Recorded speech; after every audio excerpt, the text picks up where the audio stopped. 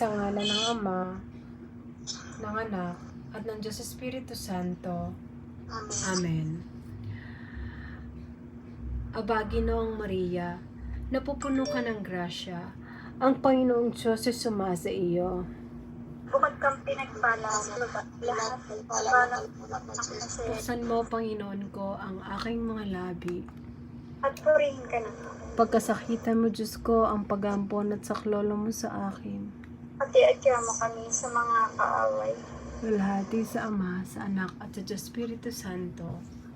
Kaparan ng magpakilanlang magta sa walang hanggan.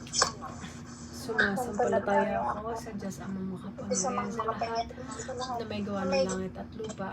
Sumasampalataya naman ako kay Kristo ang isang anak ng Diyos, Panginoon nating lahat. Nagkataon tao siya ng Espiritu Santo. Pinanganak